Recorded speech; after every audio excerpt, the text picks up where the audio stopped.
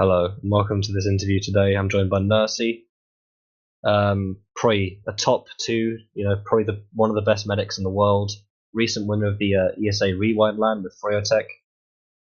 But Nursey, if someone asked you how good are you at TF2 and where are you in the world, how would you describe yourself? Would you say you're top one? Nah, I would say top two. Do you want to be known as the best medic in the world? Is that something you aspire to, or do you just want to play and win as a team? I want to be known as the best mech in the world, but as far as I'm concerned, as long as I win, that's the only thing that matters. Okay, so your early years in TF2 competitive were Highlander based, right? Mostly. Yeah. Was there any reason you chose the over sixes to start with? Was that just more appealing to you? I actually started off with a sixes team, but me and my friends that I played pub whips, we decided to create our own sixes team. It lasted for like 2 weeks, and those 2 weeks I met somebody who owned a Highlander team. So after that, I just started playing Highlander, and yeah. Were you? You always seem to be a very very driven player. Like you said a lot of times, you're one of the most driven players in ESEA, right? Were you that driven in Highlander? Did you always want to win? Yeah, it was like that everywhere. When I first started TF2, I really wanted to be really good before I even knew competitive was a thing. I remember I found out when you record demos. When you could record demos, I would record myself in pubs. I used to watch me playing Medic in pubs all the time, and then I found out competitive was a thing, and it wasn't wanting to be good at Highlander or sixes. It was just wanting to be really good in general, mostly. So yeah, I was driven for a while just because I just really wanted to be the best player in my friend circle. Was that real life friend circle or just friends in Steam? Friends on Steam. At the time, I didn't have any. Oh, I had two friends who played TF2. One of them still actually does, but for a while, I only had two friends in real life that played TF2, and everyone else was online. Your first major ESEA team that made it to invite was Luca Goers, who then became the Getaway Fan Club, and then EVL Gaming after that. So I think it was season 19. Was the first ESEA invite season. No, it's season 20. It was the first invite season. Season 20. So you've always been quite fond of those guys, right? Yeah, I really liked the Getaway and the Luca Goer squad in general. I was really happy with these guys. Especially, I really liked Eric, Aim, Avast, Habib. Those guys were really cool. Leak User was really cool. I think the only person we ever had problems with was Goldfish. Even then, I don't hate that guy.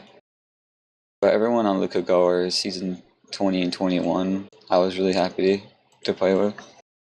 Yeah, and a lot of those players have moved on to the best teams in ESEA, right? Like Arex now on Froyotech, Habib's obviously on Froyotech, you're on Froyotech. Yeah. Did you know that your team was going to be this good early on? Did you see these players and you're yeah, these guys are going to be top of invite? I knew. To me, Eric, Slinish, and Habib were no doubt going to be super strong players. I thought that was really obvious when even when I was playing an IM with Eric, I was like, yeah, this guy's going to be one of the best. And Habib, when I played with him in season 21, you can tell he cared so much about Demo Man that by default, how much he cared that he was going to be a top player. The only player that surprised me with how good they are, honestly, at this point, I think is Aim. I didn't think Aim's actually really good. I thought he was good when he played for us, but I think he's actually as talented as he is. I never played against Aim, so when you actually play against him, it actually shows. Everyone else just felt kind of because the thing about Eric and Habib compared to most of the people on Luka Goers is that they always think they can win, even on Luka Goers if they're going against Froyotech or something. They never thought, oh, we're gonna lose. Compared to somebody like Bot Mode who's never optimistic about that sort of stuff. I feel like an attitude like that goes really far. It really gives me a lot of faith in them as players and teammates. Okay, so I guess that was going to be my sort of lead up question. Did you surprise yourself when you got playoffs, or did you think that was a thing that was going to happen? Did you see it coming? Oh, that sort of stuff is I always think I'm gonna get playoffs. I'm someone who's like really optimistic, but if I don't reach my goal, I don't get disappointed. But when I first made Invite, I was like, oh man, we could be a top 4 team already, and then we didn't. But then second season, I was like, yeah, I can be a top 4 team, and we made playoffs. I was pretty happy. I was just happy making playoffs. I think we finished fourth when I think we could have still easily beaten Team Solo Uber, but I'm still happy with the placement, and I was really happy with the team that I had. Was it more just the raw like aim abilities, or was it the atmosphere and the attitude that was like the strongest point of the team? I would say atmosphere is a big problem, but the problem with the atmosphere is that I think until it took a really long time, but I think the biggest problem of atmosphere it was mostly me. I think in mumble atmosphere and like people sounding like they want to play is actually really really important for a team. Like if your team sounds like they want to play and they're motivated to do well, you can get so much momentum based on people just being like so energetic compared to people who like are good but they don't want to be playing stuff like that. So I would say my team always had the DM ability, but the problem was the atmosphere, and I feel like most of that problem would be me. Okay, that's quite interesting. I wasn't expecting that, but yeah. So after that, there was like a bit of a weird sort of period where medics were switching around. 404 left Ronan. You sort of slotted into Ronan, and like when he joined, they were very close to the end of their like time together as a core roster. Did it feel like a roster that was gonna like? Did you see the cracks already? Do you think it was gonna last a long time? When I first joined, the first week it felt fine, but then by the second week, it was so obvious that like, I think it was Mail and Sugar. No, it was definitely Mail and Sugar. Like, Overwatch is coming out. They're hyped up for Overwatch, and like how hyped my team didn't like scrimming at all.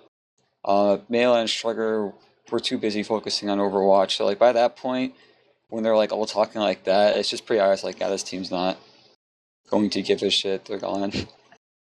Yeah, like that team was sponsored by Ronan, who's obviously got a Counter Strike team. They're a fairly Yeah. decent, like big org. So Insomnia. Everyone was expecting you to go to Insomnia, but then Yeah. yeah, were you really disappointed that you didn't get to go to any lands with them? Well, as far as Insomnia goes, I wouldn't have been able to go anyway because apparently I fucked up applying for my passport. Other than that, I'm really upset that Ronan didn't go in general because they decided not to go at like the last minute because of I forgot what it was. I think it's because it was because I think it was Shrugger. Shrugger had to focus on being on an Overwatch team because he was already sponsored in Overwatch at that point. I think. Okay, so after that, after Bird Noise, after Ronan sort of fractured, it was Bird Noises again. I think was that the second time you joined the team? Technically, yeah, it's the second time I've joined Bird Noises. Uh, Yeah.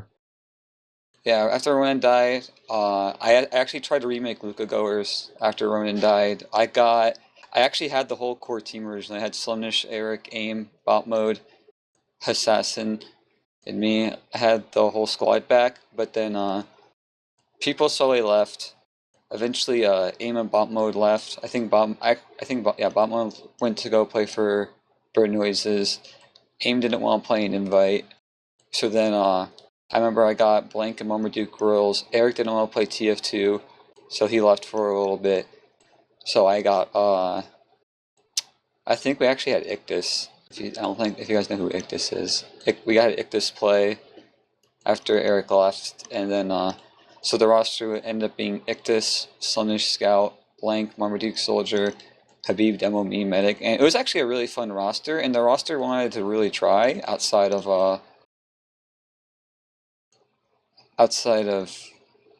Slunish.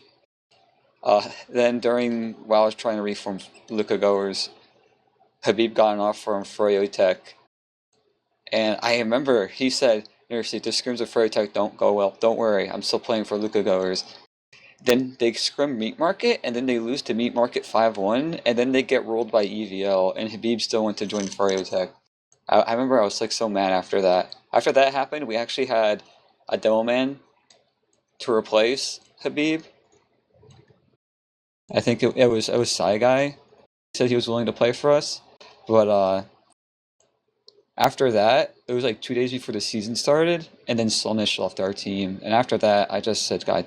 And then after Slonish left, Blank was like, we're not gonna be able to get a scout. So then Blank left, and after that, I was like, fuck it. I decided just not make the team happen. And then I joined Bird Noises. So joining Bird Noises was like a last second call because I really wanted to remake Luca Goers. That's quite a sad end, actually. That would have been quite interesting to see. So then, Bird Noises, there was a bit of a weird situation between you and Zilly, I think. Not on Bird Noises. It was mostly No? for EVL later on in Okay. that season. Just because Zilly was playing medic for EVL.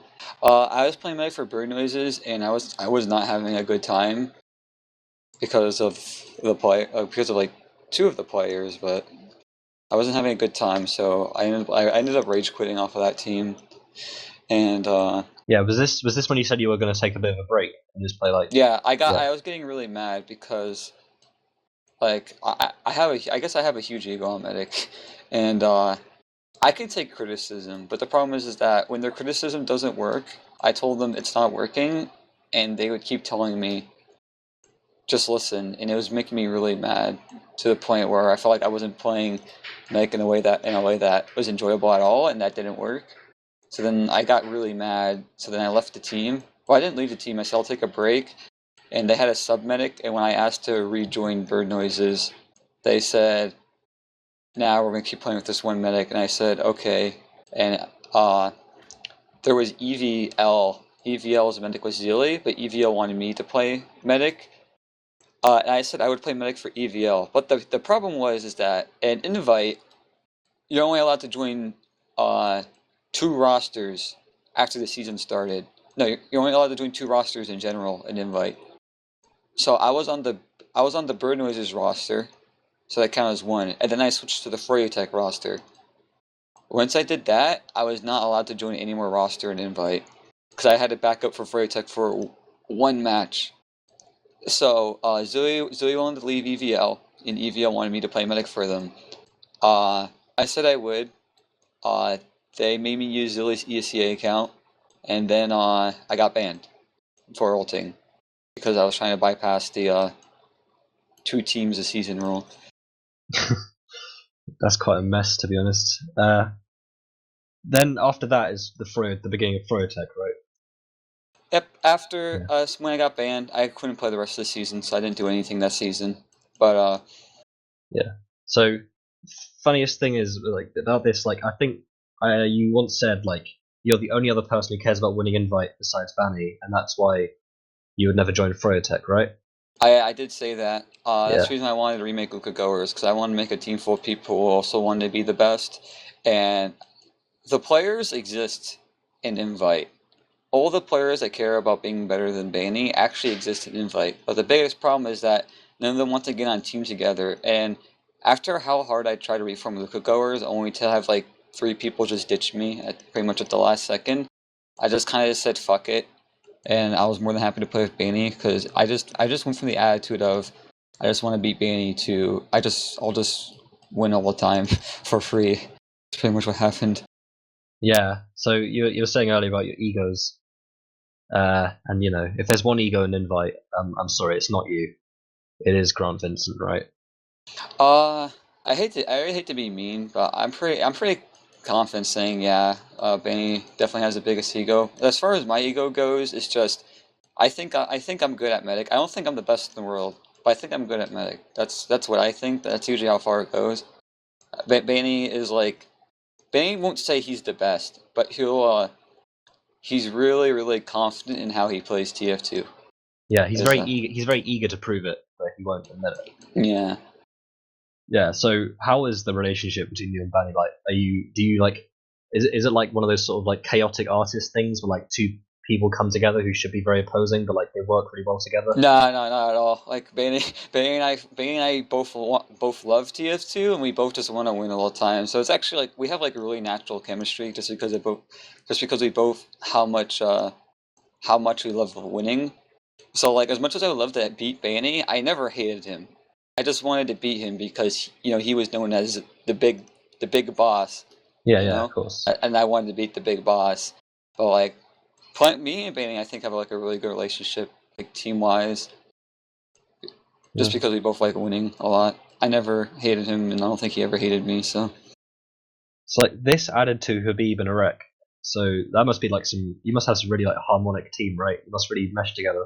yeah, oh yeah, it's like so well. It's actually amazing because whenever even when Benny was on Scout, we would have to communicate all the time what we're doing, which is very natural, having to communicate. That's like very like how it should be. But when I have Eric on Scout now, I don't have to say anything to Eric. He just knows what to do because I played with Eric since I was an open. So I played with Eric for like 5 seasons before I was on Froyo Tech. So Eric and I just like meshed together so well.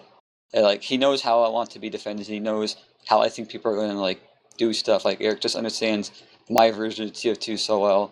That's how long we've been together. And then Habib knows when I like to tank him. Habib and I know when Habib likes to get tanked. It's just like the biggest benefit of like having like all this experience with these guys between Habib and Eric is just how natural everything comes off without having to communicate it really. Like the only time I feel like communication is necessary is Banny to me, Eric, and Habib. Honestly, I feel like that's like the only communication that really like goes on because Free State and Blaze know Banny, and Habib and Eric know me. So like the only communication issues that really are left is just us three trying to connect with the other three, you know? That's quite interesting. Yeah. So if you were gonna ask like Banny or Blaze, who've been on Froyotech since like day one, right? Like what's the most like the most like joined together Froyo team? Like which one had the best chemistry? Do you think they'd say this one or the previous one? I think Benny would confidently say the one with Lansky. I have Of a lot of course. faith. If we can keep this roster together for like, I would say around like 5 months of just of scrim time, I would say this team could easily be the most coordinated one because I think the DM on this team, or the pure like big TF2 mechanics on this team is actually like incredible. But the only problem is just coordination. The old Freight Tech was like trying super hard when the skill ceiling was like super high. But I have a lot of faith in this version of Freight Tech if it can stick around long enough, and it should. I don't think this team's going anywhere for a long time. Yeah, definitely like the crowning glory of your short time in Froyotech had to be Rewind LAN, right? Sorry, what was that? Like the crowning like moment of your time in Froyotech has to be Rewind, right? Yeah, definitely. I didn't even Yeah. play ESCA season with them yet. I won a face-up tournament with them, and then that was it. And then I went to LAN with them, and yeah. So what was it like on the like LAN? That was your first actual LAN. And, like, what Yeah, was I it like never. on the stage and everything? It was really amazing. It was really cool being on the stage and like just hearing people just like chant for Tech after winning. It was like it was really nice. I was really happy, and being on the stage, it was so nice. It's like it's also so weird because like I didn't feel like nervous at all the whole time I was up there. The only thing I felt was like pissed off because I had the flu when I was at the event and I So forgot my mouse. really, so what did you use? Did you buy one? No, Baney let me borrow a mouse, but he gave me like a G4 with something, and I usually play with a Death Adder. Okay, that's interesting actually. You won a LAN with the wrong mouse. With the wrong mouse and the flu. Fair play. Like the two non-American teams there, Seven and Yasmin T. Like, did they stand out to you? Was there anything different about their playstyle? I think I know which one stood out a bit uh, more. Honestly, it's like so I think Seven played like a lot more slow down version of Jasmine T because generally when I play Medic, I just try to see what gimmicks the other team tries to throw at me, and both of them had the same gimmick. The other gimmick was if the enemy medic has an advantage anyway, we're gonna sack half of our team to kill that fucking medic. And like, I think the Seven Soldiers were fucking amazing. Like Draken and Ans, I think those guys are fucking beastly. But as far as Judgment T went, I think the second soldier's name is Zaka. If there was a soldier named Geo, that guy was a monster. But I think the team that stood out the most was just Seven because the thing that's unfortunate for Jasmine T is that since EVL exists, uh, their their playstyle is constant aggression, but EVL also like to be really aggressive, despite how they played against 7. EVL usually call down their W key a lot. So like Jasmine T didn't like really surprise me with that type of stuff, but 7 is just like they stood out the most just because of how they played and how great their soldiers were. To be honest, that team was I would say like outside of like standing still, they're annoying in like a good way. I guess they're just challenging. That's how I describe it. Yeah, they're quite an interesting puzzle. You're like the first team to actually have beaten 7 properly in like 2 years or something. I mean, I remember on Thanks Nursey, we played 7 and we played Crowns and we actually 5-0'd them on Goya Wash in the grand Oh yeah, of final. course. Yeah, I remember that. That was quite a weird finals, to be honest. And that's what I'm going to get onto now. Actually, like this is only like half the story, the ESEA stuff. Well, a bit more than half, but you've also played 2 full seasons of VTF Dual Prem. No, Yeah. technically 2 full, but I played 3 seasons. TLR and Thanks or Gender Confused is what they were called for most of the season. Am's changed that name too much. Yeah, his original plan was to make the name a weird Finnish word every week, but then he got yelled at, so he just changed it to Gender Confused. Because Ali came up with that name, and they thought it'd be funny because I was on the team. But I played a full season on The Last Resort. I played a full season on Thanks Nursey, and I played half a season of playing Express when Proctor was cut. Oh yeah, of course. I forgot about that. Yeah. So like you had a bit of like a mixed success, right? On TLR, they were like second from last season, and then they ended up like bombing basically. Did you expect more from that team? Did you think you could get ETF 12 playoffs that season? I thought we could get ETO playoffs, yeah, but at the same time, I wasn't mad how we finished. It was just like, like I think it was mostly the Romer situation. Like Concrete is like fine, but I remember our team wasn't really happy with the Romer, and I was having such a hard time. Like I think I fucked the team over a good bit there because like I don't think I played a full season invite yet by the time I was playing for those guys. I think I really don't remember, but I remember I felt like I was getting like dicked on way too hard for like a month straight after I was on that team.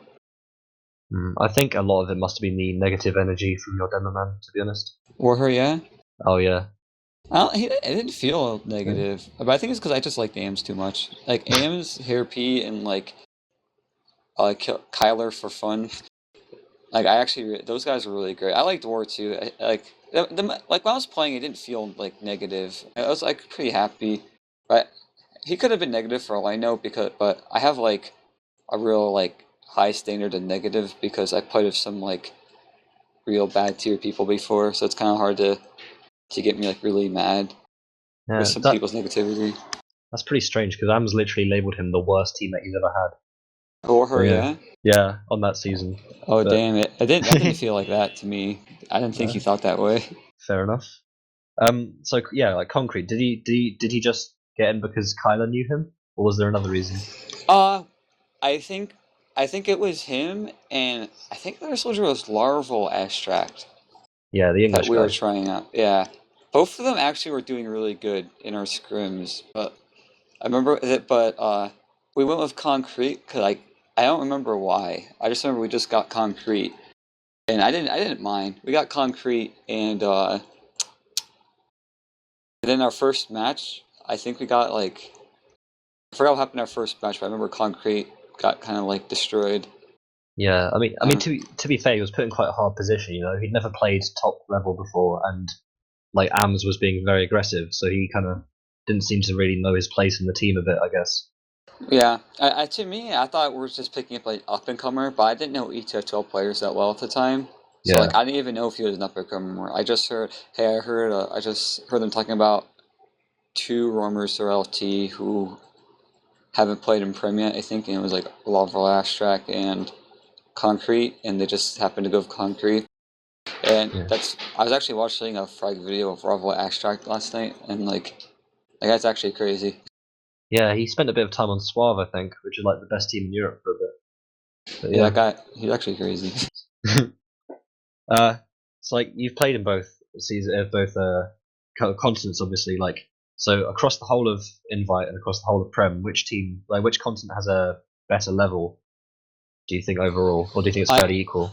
yeah, honestly, I would say it's pretty equal because I think ESEA has the better players, like DM and mechanics wise, but I think like ESO12, like I know you guys have been complaining about your teams not being alive, but you guys, I don't think ESO12 understands how bad NA has it when it comes to teams at the top level. Literally, only EVL and Freightic manage to stay alive. Even like the bottom tier teams always manage to die constantly. Like it's really hard to get Yeah, consistent teams in ESCA, and like it's been like that for a long time in ESCA, and like I think the team's dying a lot. And ESO12 is like kind of like a newer thing, and I don't think it's nearly as bad as like NA. So like I think the team staying alive in ESO12 sets like a good standard, but I think the players in North America, like mechanic wise, have to step up. They just need to actually stay together on teams. yeah. That reminds me actually, my favorite Danny thing ever was he was asking for teams that survive more than one season. So that like there's that just very very true about North America. That is so true. I feel like every like player that's like new to Invite forgets their roots. Like a team staying alive for more than one season is actually so invaluable. You can get so good because you can prove so much off of like a whole season. I think I honestly believe a team playing one season of top level then disbanding is a complete waste of a season. Like there's not much to learn. You get like you're probably like one player from that team of six probably figured out what to do better, but then the other five don't know like what the hell to do or something. It's actually like if a team of six just stayed together, because like my team went from bottom three invite to top four the next season. Like Yeah. it's that valuable just to stay together. I really wish teams would actually stay together. I think it's really important to do that. So like you've been around for a lot longer than the time you've been in Invite would suggest. So you said you've always been very competitive. So did you always follow like top level TF2? Uh, as far as follow, I would watch matches, but I didn't really care for any of the top players. To be honest, I never looked up to a player except for Blank. But Except for blank. yeah, he's like I can explain that in a second. But well, yeah, I would watch matches. I found out competitive TF2 because of I used to watch Star or Stir. I think that's his name now. But I used to watch him a lot, and he mentioned he played on a Highlander team. I watched his Highlander game. Then I found other Highlander games to watch, and then I found Sixes, and I thought Sixes looked a lot more fun, but I didn't. But I found out ECA cost money, and I didn't want to spend the money. I was like 15 years old, and I live in pure poverty, and I didn't think I was good enough. So I spent a lot of time playing Highlander while watching Sixes, and then yeah. So pretty much like to answer the question. Yeah, I watched a bit of competitive. But like, if I ever watched like anything, I usually end up just watching myself because I remembered I really wanted to be good when I was for a long time. But between 20, 2013 and 2014, I really wanted to be good. Yeah. So tell me about blank. Uh, I when I watched competitive TF2, to me, TF2 itself is like a great game that has a lot going for it. There's so many situations in a video game that are just so purely unique in TF2 that really makes me like it's why I like it so much. Like the focusing and the taking, the Ubers and the weird DM mechanics that you get from like rocket jumping, scouts being able to double jump, shit like that. I feel like it all comes together, and it's just it comes together so well to me, like a real good sandwich, you know.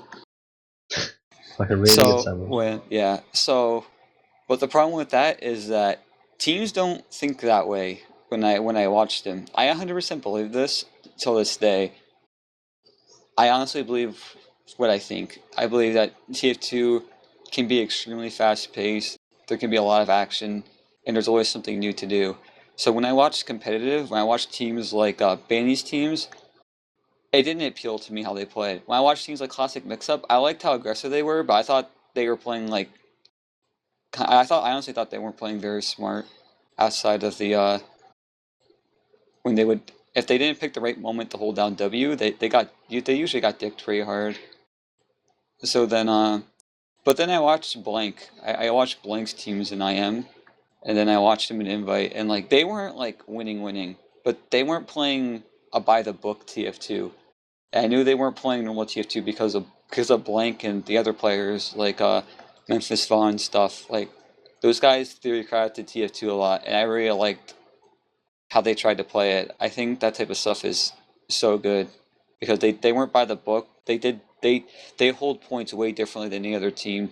They would constantly trying to find an excuse to Uber exchange. They didn't try to slow the game down, and they would try to do something unique that was just them. They didn't just read a book of TF2 and then played it. They made sure they understood TF2 to the point that where they could try to mix up a little bit and not get their asses beat for it, and I really like that. And so I looked up the Blank because he really showed me that there's more than one way to play TF2, which I think a lot of teams have a problem with understanding right now. Well, that's a really interesting story. I'm glad I asked about that. That's pretty cool. I don't really hear that often, like someone looking at a player like that and sort of like that's really interesting. So you were mentioning earlier you saw some Marvel Extract frag movies recently. Are you some guy who watches a lot of frag movies? No, it was actually earlier today, technically. I was up in Mumble at 7 a.m. with Yamps, Zilly, and Kawa, and they were looking at frag movies, but I was like half paying attention, and they were talking about some guy named Marvel Abstract, and I was like, I thought, hey, I know that guy, so they asked them for the video, and they sent me the video, and that's when I saw it. I usually spend that. I used to like watching frag movies all the time. There was like a website called like there was like a website dedicated to TF2 frag movies, and I used to go on that website a lot when I was bored, but I don't think it's up anymore. But yeah, since that website went down, I don't spend a lot of time watching frag movies anymore. Were there any medics that you saw in frag movies a lot that you wanted to be like? I think the only play I've ever seen a medic do that made me like I was like, oh hell yeah, was it's actually the Time O frag movie that Lucky Luke made. Uh, Time O had this one play where they were capping Spire, and while they're capping Spire, he just ran straight through trash through the lower right entrance on Badlands. I should have said the map first, my bad. It was on Badlands. And while they're capping Spire, he ran straight to last, pretty much. So he was already on last while they're capping Spire. After they capped it, he like instantly capped Badlands last. And that was like the only medic play I saw. I was like, man, that guy's got a huge fucking brain. That's like the only medic play I've seen. Usually I think medic plays are pretty mediocre, which is why I don't make a lot of frag clips myself that often. I usually make one like once every 2 months. But yeah, but usually I think medic plays are usually pretty mediocre. Like whenever I see a medic get a saw and get an Uber to save the round, like it's I guess it's cool, but mechanical-wise, it's not that hard to do. Well, that being said, you've had some really like fat plays. Like my favorite one's probably on Process when he taunted around the corner and then Roman walked into it. Oh, it was actually the pocket on the team. Was it? All right. Yeah, the bugs. It was Goldfish. The best thing is that I know Goldfish too, and I know how he reacted. I just imagined how he reacted when I did it, and I thought it was so funny when it happened. I was like, I know exactly what he's thinking right now when I got it. Oh my god. Well, if you like that play in the middle of an actual match against Lego, I got Taunt Kill and Dr. Phil. Did you like? Was that something you'd like done in the scrims before? Or was that just like on the spur of the moment? It was just on the moment. I was like, I'm gonna die. Hopefully, he probably doesn't know I'm hiding in this corner. So I taunted. He knew I was hiding. Apparently, he didn't know how long the distance of the taunt kill was, so he walked right into it because he thought he was safe. He died Oh wait, to it. so he knew you were taunting. He knew I was taunting. He walked in front of me. Like, if you looked at it, he does look like he's standing far away from it, but the hit reg on the taunt kill for the Spinal Tap taunt, which is the taunt kill name for the Uber Saw, is actually really fucking huge, and he didn't know it, so he walked right into it. A lot of teams don't seem to. Some players actually don't seem to know that. So like after I did the Dr. Phil, I actually done it like 3 more times since then. That I got taunt kills randomly. The thing that sucks about the taunt kill is that I think I gotten it so many times now that I actually don't care about uploading anymore. After I got on Dr. Phil, I got like I guess as I said, I got it like 3 more times afterwards, and then after that I was like, I guess it's not that cool, huh? Too easy. Yeah. So yeah, you're a player where you play a lot of like not you don't just deathmatch, you don't just pug. You play like pubs. You'll play like pretty much anything, right? In TF2. Yeah, I'll play anything. I played Saxon Hill. I play all crit servers. I play normal casual pubs. I play community servers. I play pickup games. I do a lot of stuff. I just really like playing TF2 pretty much. Yeah, like but if the competitive aspect was removed from it, would you still be playing? Uh Honestly, yeah. Like if there was like no competitive TF2, like I probably wouldn't play as hardcore as I am right now, but I would definitely still watch it. Like TF2 is like my favorite game. Give out with the competitive, so I'll still launch it. Talk to some friends in the background on Skype probably, and just waddle around in TF2, in a pub server. I would still do that if competitive wasn't a thing. You mentioned earlier that you think this Tech lineup's going to stay together for like many more seasons, and so are you ready? Do you feel that this is like we're just going to set up this massive dynasty of just like seasons after seasons? Are you going to keep winning? Do you I, feel I like I really hope so. Yeah, I think this could be a good dynasty. The only thing I'm worried about is honestly me, because like I know this is gonna sound like really stupid, but I think how Shade is now, I think I'm better than Shade. If Shade were to play TF2 now, like he did last season and when he was on Freya Black, I think I'm better than Shade. But I'm still worried that, since Shade and Baney are really good friends, that if Shade decides to come back, I'm still just gonna get the snip, That's the only thing I'm worried about. and if you did get the snip, would you be prepared to just go and try and build a roster that would just beat I them? would I would try to I would probably end up just agreeing to back up for Freya Tech, or I would try to join EVL if Cookie Jig ends up not wanting to play, or something like that. Because I think at this point in time, there's no way I can build a roster that I'm super confident in because I've been too spoiled by being on top teams.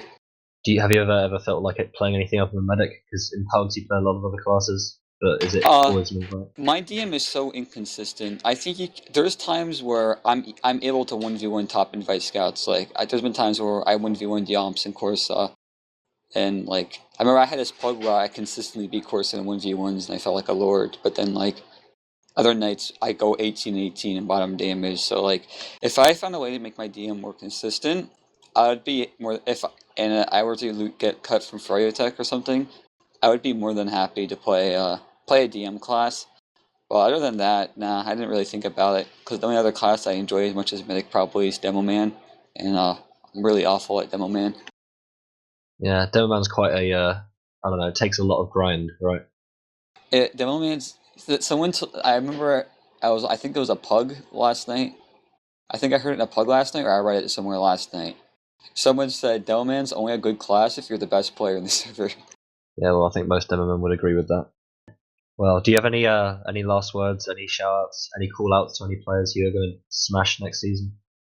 Uh, Shout out to the original Luca Goer squad that they're all still playing TF2 bot mode still on Nothing to Lose. And Aim's on Mario Party 4, and the rest are on Freya Tech. So a shout out to Aim, Bot Mode, and Slimnish. And obviously, shout out to Freya Tech. Shout out to my old Highlander team, my kids next door. And shout out to my old Iteto team, thanks Nursey.